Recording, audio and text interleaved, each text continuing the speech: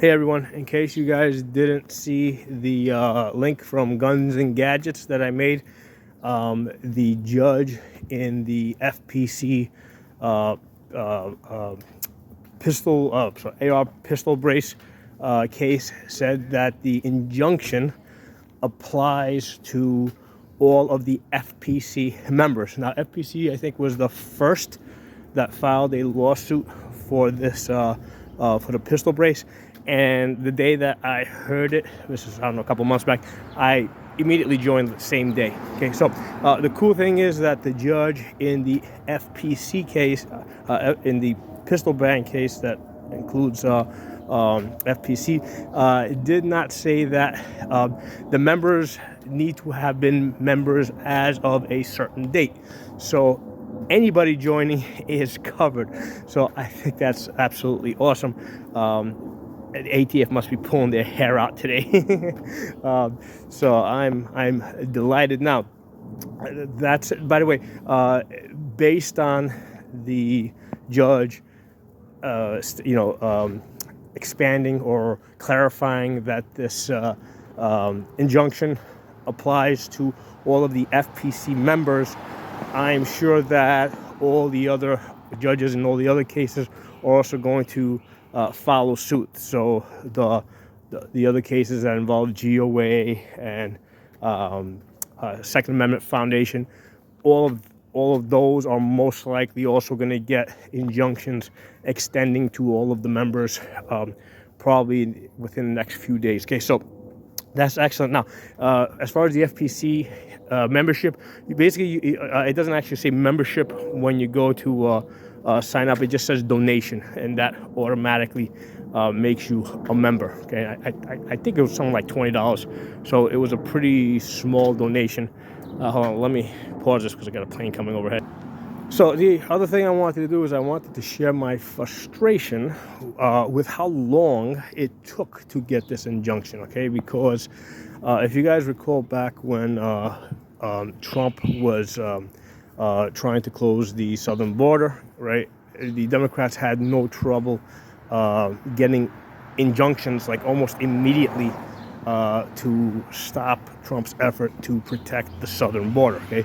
So they were getting like multiple injunctions really easy, and it's just frustrating that, for them, it's just like, it's so easy for them to walk, so easy for Democrats to walk into a courtroom and get an injunction, and for us, we really need to work hard for this. Okay, now I'm going to say this: one of the good things that has come out of this, okay, is this is really going to boost the membership of groups like FPC and GOA.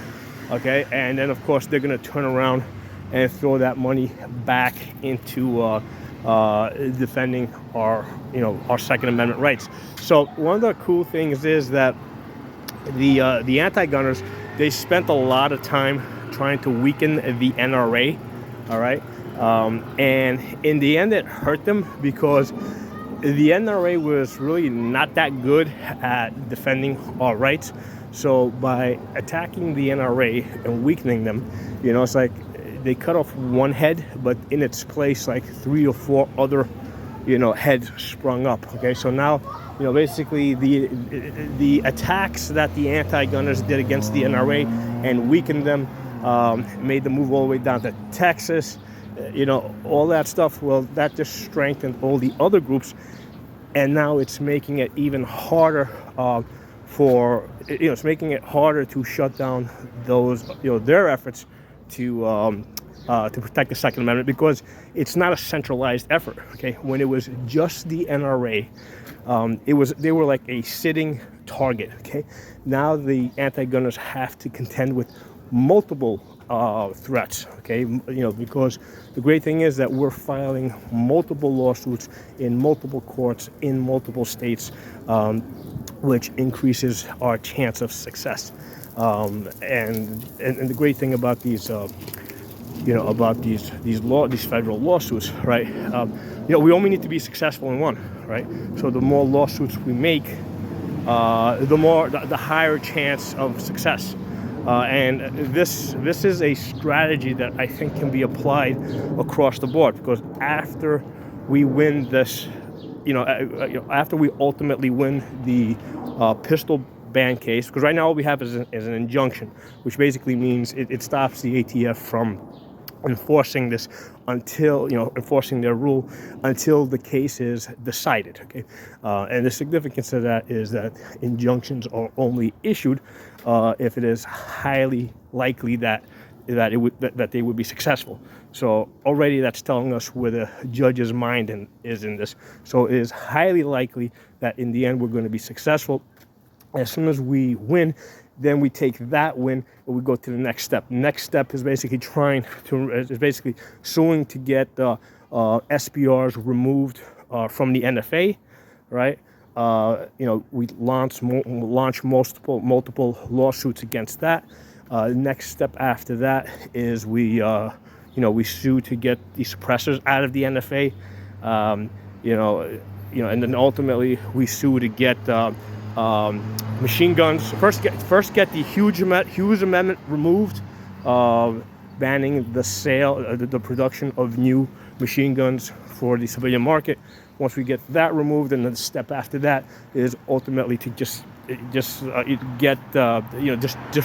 the NFA, destroy the registry for machine guns.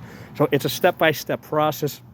What we're doing right now with the pistol brace ban is kind of like a test run, right, for what we're going to do with everything else. So whatever works here is going to work for everything else. So this is kind of laying out, we're seeing, or not me, but the people that run these type of cases, they're seeing what's successful, and then they can repeat this over and over again. Okay, so I'm very happy about this. Just not so happy that it took so long to get to this point. Okay, I think we should have had the injunction immediately.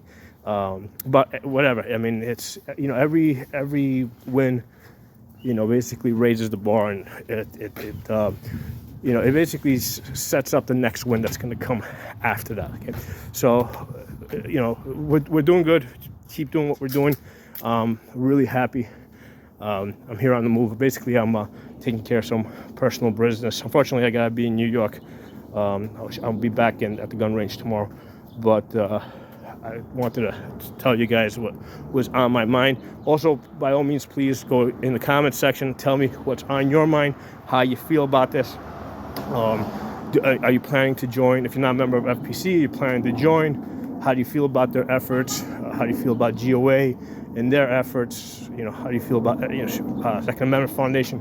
Whoever you're a member of, if you're a member, let me know. By the way, I'm also a member of the NRA. Okay, in fact, I'm an NRA instructor.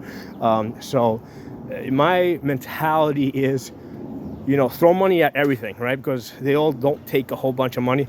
I would rather, one of the things that my father told me a long time ago, right? You've got 5 fingers, right? 5 fingers. Not all your fingers are of the same length and strength. Some are thicker, stronger, some are longer, some are smaller. But even though they're not of the same length, same strength, your 5 fingers working together makes a fist, okay? So that's how I kind of look at all these groups, including the NRA. Even though some of them are weak, the NRA has actually provided a really important role in that they were a sitting target, okay? They were the target that all the anti-gunners went after, okay? And while they were busy going after the NRA, all the other gun groups were able to organize and move and do good stuff. So I'll talk to y'all soon.